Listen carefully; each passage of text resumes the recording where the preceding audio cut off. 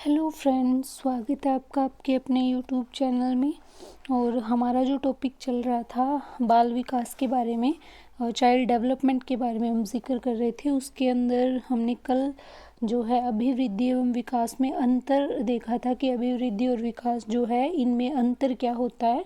तो बहुत सारे अंतर जो है हमने पढ़े थे और उन अंतर से जो है पूरा का पूरा एक डेफिनेशन बन जाता है हमारे दिमाग के अंदर कि एक्चुअल में अभिवृद्धि और विकास किस तरीके से एक दूसरे से डिफरेंस है। इनको डिफरेंशिएट करने के लिए बहुत सारे जो है कारण हैं कि अभिवृद्धि किस तरीके से होती है, विकास किस तरीके का होता है, कब तक चलते हैं ये।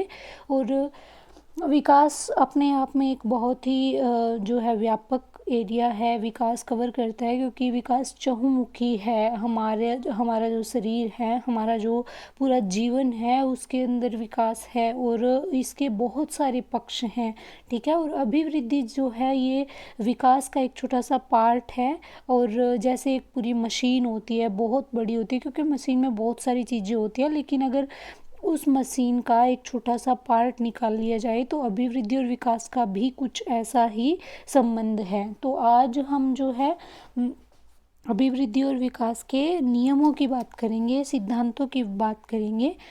इनमें जो है जैसे हमने विकास एवं अभिवृद्धि को डिफरेंशिएट किया था ना, अंतर उनके अंदर जाना था, वैसे ही अभिवृद्धि और विकास के नियमों के माध्यम से भी इनके अंतर को बखूबी देखा जा सकता है।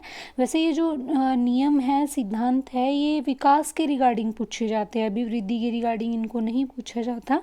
तो जो है मैंने अभिवृद्धि को इसलिए इसमें शामिल किया है कि अगर अभिवृद्धि को भी आप साथ साथ जान लोगे तो आपके माइंड के अंदर एक पूरी तस्वीर बन जाएगी कि यही नियम सिर्फ विकास के क्यों हैं, यानी ये नियम विकास पे ही लागू क्यों होते हैं, अभिवृद्धि पे क्यों नहीं होते। इसीलिए मैंने यहाँ पे जो है लिखा है अभिवृद्धि एवं विकास के प्रमुख सिद्धांत। वैसे ये जो सिद्धांत है ये विकास के ही होते हैं, अभिवृद्धि शामिल करने का औचित्य यही है यहाँ पे मेरा कि आप जो है विकास के साथ साथ ये चीज़ जान लो कि अभिवृद्धि के नियम ये क्यों नहीं हैं, उस पे ये क्यों नहीं लागू होते। तो सबसे पहला जो नियम है हमारा सततता और निरंतरता का नियम, ठीक है। सतत मतलब लगातार, निरंतर मतलब बिना रुके, ठीक है, जो अनवरत चलता है, जो बीच में कभी रुकता नहीं है। तो विकास जो है अनवरत रूप से चलने वाली प्रक्रिया है, ये जीवन में कभी रुकती नहीं है। जीवन के शुरुआती महीनों सालों के अंदर ये धीरे चलता है और बाद में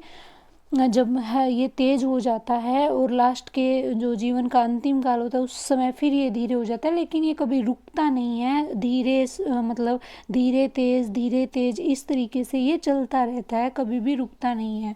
और अभिवृद्धि एक समय के बाद रुक जाती है, यानी हम यहाँ ये कह सकते हैं कि अभिवृद्धि निरंतर नहीं है, लेकिन विकास कैसा है, निरंतर है। ये निरंतर चलता है, ये चलता ही रहता है, रुकता नहीं है। जीवन पर्यंत विकास जो है हमारा होता ही रहता है। वो बात अलग है कि कभी धीरे कभी तेज, कभी धीरे कभी तेज इस तरीके से चलता है, लेकिन निरंतर चलता है। और अभिवृद्धि जो है निरंतर नहीं चलती है, एक समय के बाद में रुक जाती है। उसके बाद में है व्यक्तिगतता का सिद्धांत। प्रत्येक व्यक्ति का विकास जो है वो अलग तरीके से होता है, मतलब पैटर्न वही रहता है लेकिन अलग तरीके से। कई व्यक्तियों में तेज गति से होता है, कई व्यक्तियों में बहुत ही धीरे धीरे होता है। कई बच्चे आपने देखे हैं ना, विकास बहुत धीरे होता है इनका। कई बच्चे क्या है जो है शरीर में बड़े हो जाते हैं, उम्र भी हो जाती है उनकी, लेकिन फिर भी बोलना नहीं सीख पाते, ढंग से चलना नहीं सीख पाते, मतलब कि उनका विकास नहीं हो पाता। तो व्यक्तिगतता का नियम है कि प्रत्येक व्यक्ति का विकास अपने आप में इंडिविजुअल है, वो सेम नहीं है, पैटर्न सेम है। यहाँ पे मेरा जो है मेरी भावना समझिएगा कि पैटर्न सेम है, उसी तरीके से होता है सबका विकास। पहले सिर वाला एरिया विकसित होता है, फिर शरीर के बीच वाला हिस्सा होता है, इस तरीके से होता है। लेकिन प्रत्येक व्यक्ति का विकास व्यक्तिगत होता है क्योंकि सबका जो है तेज़ धीमी इस तरीके से गति से अलग अलग होता है सबका। तो व्यक्तिगतता का सिद्धांत ये कहता है कि विकास हो या अभिवृद्धि, दोनों ही व्यक्तियों अलग अलग व्यक्तियों में अलग अलग तरीके की होती है। परिमार्जितता का सिद्धांत, परिमार्जितता का सिद्धांत है मतलब विकास और अभिवृद्धि इनको जो है अर्जित किया जाता है, ठीक है, इनको धारण किया जाता है। और कैसे धारण किया जाता है? जो अभिवृद्धि होती है ना, ये तो वातावरण में आने के बाद धारण की जाती है। ये हमारे जब गर्भावस्था होती है उस समय अभिवृद्धि नहीं होती बच्चे में। अगर गर्भावस्था में अभिवृद्धि हो, ठीक है, वो जो होता है ना बच्चा बनने की प्रक्रिया, उसको हम अभिवृद्धि नहीं कह सकते, ठीक है। तो अभिवृद्धि जो है वातावरण से आती है और विकास वातावरण और वंशानुक्रम दोनों से होता है, ठीक है। ये वंशानुक्रम और वातावरण दोनों पे डिपेंड करता है। परिमार्जितता ये कहती है कि विकास और अभिवृद्धि को अर्जित किया जाता है, धारण किया जाता है, ठीक है। उसके बाद में वर्तुलाकार समान प्रतिमान का नियम, मैंने अभी भी बताया था कि पैटर्न सेम होता है, यानी व्यक्तिगतता का नियम जो था ना, इसमें ये कहा गया कि विकास व्यक्तिगत होता है, प्रत्येक बंदे का अलग होता है। ये बात सही है, क्योंकि सबके अंदर क्या है, विकास किसी में तेज, किसी में धीमी, किसी में लेट होता है, किसी में उम्र निकल जाती है। फिर भी आप बच्चों को देखना, मनोविज्ञान वैसे भी हमारे आसपास का विषय है, इसको किताबों से ज़्यादा हम अपने एनवायरनमेंट के अंदर देख सकते हैं।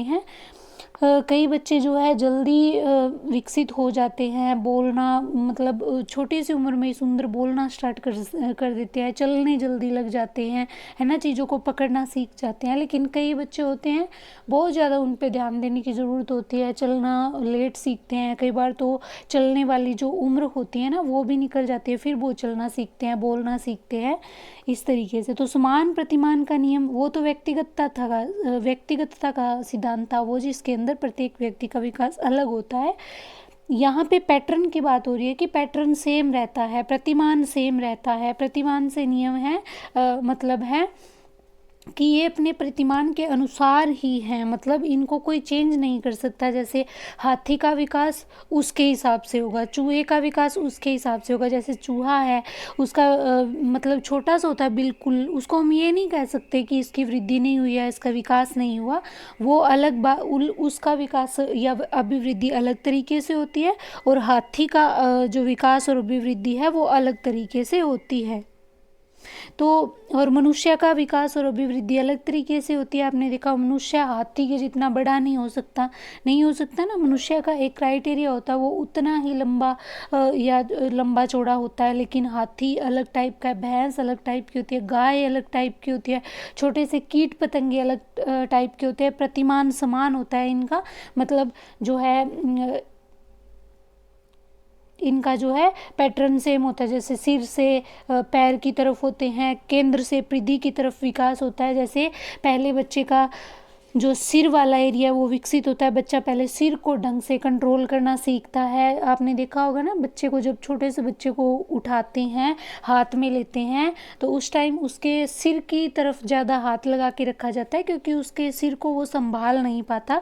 तो धीरे धीरे जैसे उसका विकास होता है तो वो अपने सिर को संभालना सीखता है। और केंद्र से परिधि का मतलब है कि उसका जो केंद्र के जो अंग होते हैं वो जो पहले विकसित होते हैं, बाद में परिधि की तरफ। जैसे बच्चा जो है पेंसिल पकड़ते हुए पूरे हाथ को लगाता है, जैसे इसको कहते हैं ना सामान्य से विशिष्ट की तरफ, तो कुछ ऐसा ही केंद्र से परिधि की तरफ होता है। और बाद में जो है वो अपनी उंगलियों का यूज़ करना सीखता है। तो समान प्रतिमान रहता है, प्रत्येक मनुष्य में इसी प्रतिमान पे विकास होता है। सबका सिर वाला हिस्सा पहले विकसित होता है, बाद में जो है नीचे वाला हिस्सा जो है विकसित होता है। और वैसे ही हर एक प्राणी का अपना एक अलग पैटर्न होता है, अलग प्रतिमान होता है। जैसे हाथी जो है इसकी अभिवृद्धि और विकास के बाद ये कितना मोटा तगड़ा हो जाता है, लेकिन मनुष्य इतना बड़ा नहीं हो सकता, चूहा इतना बड़ा नहीं हो सकता, ठीक है। तो समान प्रतिमान में यही है कि सिर से पैर की तरफ होता है, केंद्र से परिधि की तरफ होता है, सामान्य से विशिष्ट जो है तरीके से विकास होता है। और ये क्या है, ये प्रतिमान जो है इनका, जैसे चूहे का अलग विकास है, हाथी का अलग विकास है, हाथी वाला मनुष्य में नहीं हो सकता, मनुष्य वाला चूहे में नहीं हो सकता, इस तरीके से, ठीक है। उसके बाद वर्तुलाकार प्रगति का नियम, ठीक है, कि विकास जो है इसकी प्रगति रेखीय नहीं होती है, एक सीधी रेखा में नहीं चलता है। ये कुछ इस तरीके से चलता है, इस तरीके से आप देख पा रहे होंगे, इस तरीके से चलता है। कैसे?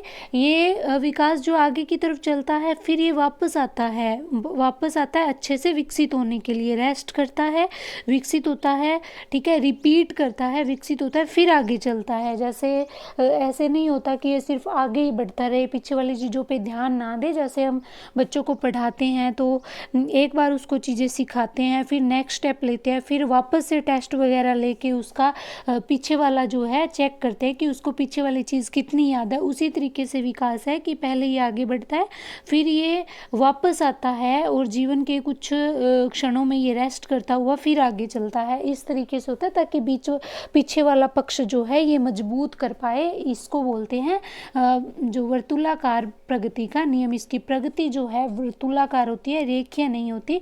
विकास कभी भी इस तरीके से सीधा नहीं चलता, कभी भी नहीं चलता ये सीधा, क्योंकि अगर सीधा चलेगा तो पीछे वाली चीज़ें कभी रिपीट ही नहीं होगी, रिपीट नहीं होगी तो मजबूत भी नहीं होगी। इसीलिए विकास हमेशा वर्तुलाकार प्रगति पे चलता है। इस तरीके से आगे पीछे वाले जो है अपनी रेस्ट करता हुआ एक निश्चित अवस्था में ठहराव व परिवर्तन भी आता है।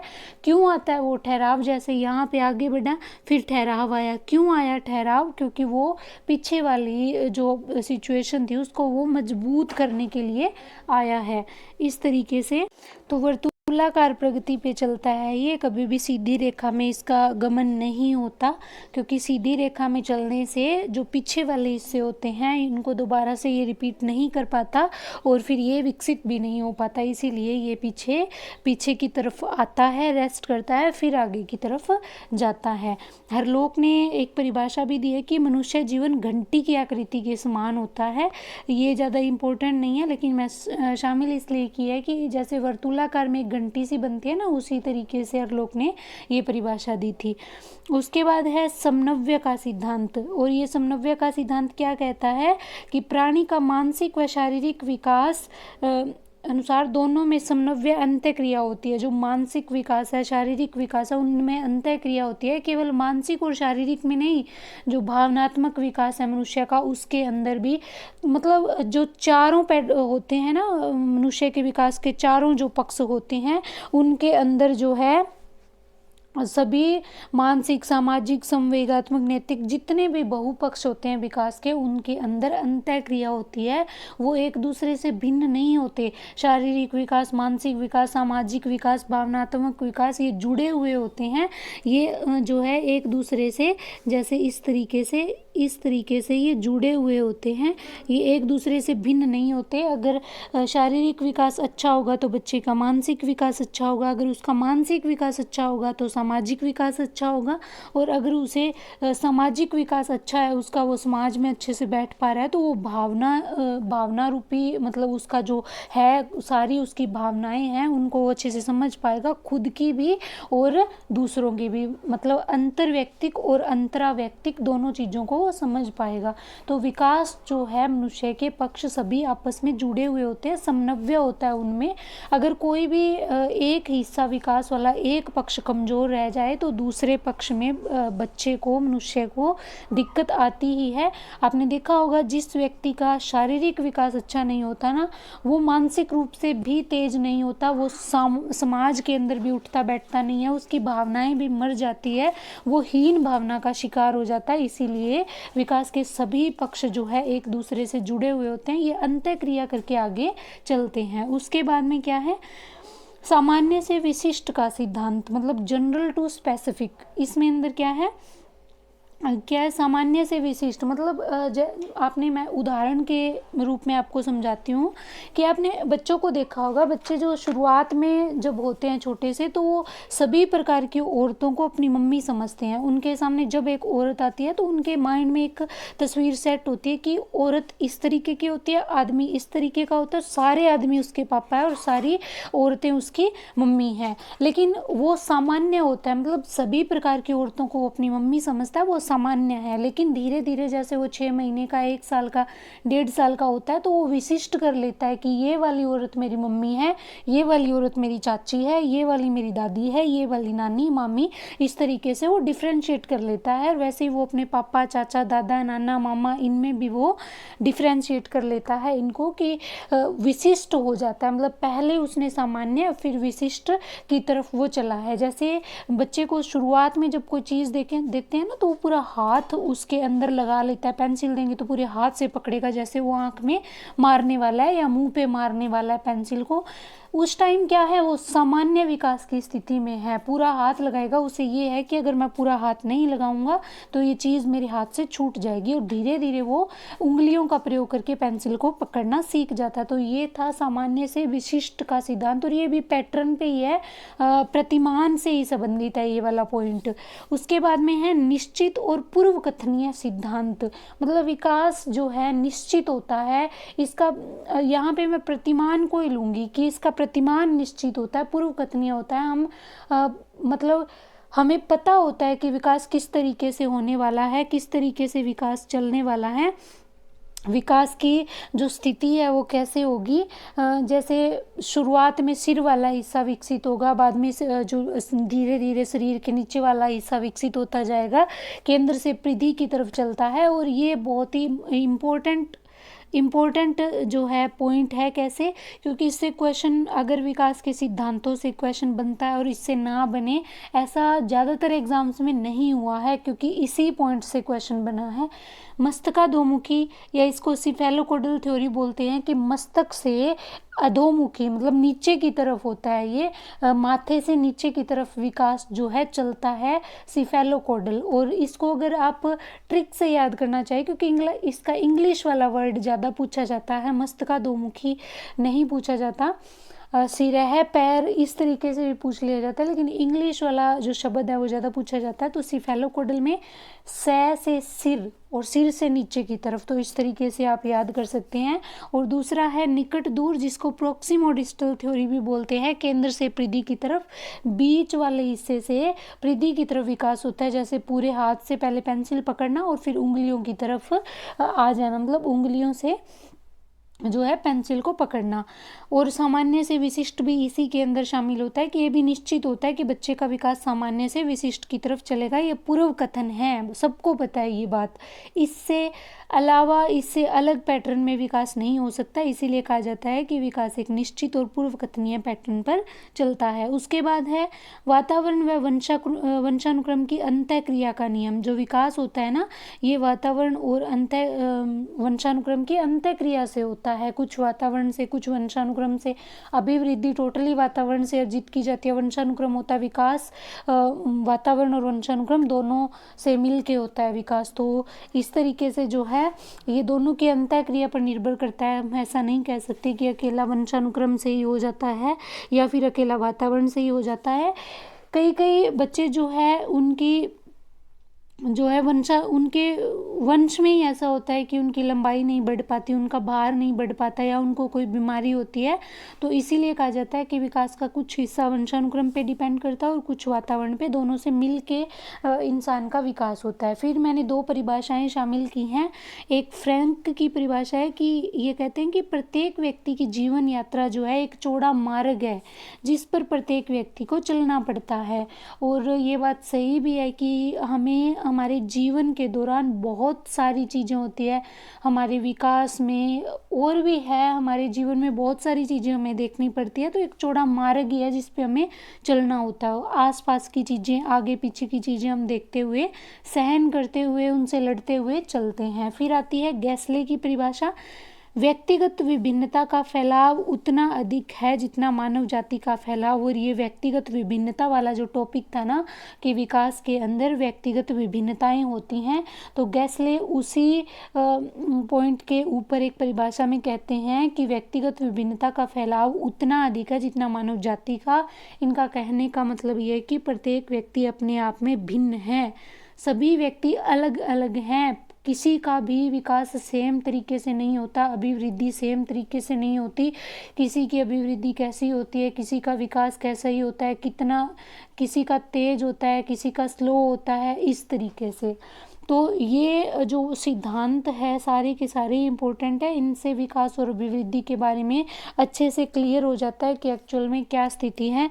कल हम पढ़ेंगे विकास के परिवर्तन और उसके पक्ष, ठीक है। विकास के परिवर्तन, अवस्थाएं और कारक वगैरह की बात करेंगे, और पक्ष जो है अवस्थाएं जो हैं वो एक दिन में एक ही लेंगे, क्योंकि बहुत सारी है, जैसे शैशवावस्था के बारे में बहुत सारी चीज़ें हैं, गर्भावस्था के बारे में बहुत सारी चीज़ें हैं। तो मिलते हैं नेक्स्ट वीडियो में, तब तक के लिए वीडियो को शेयर करें, चैनल को सब्सक्राइब करें। Thank you.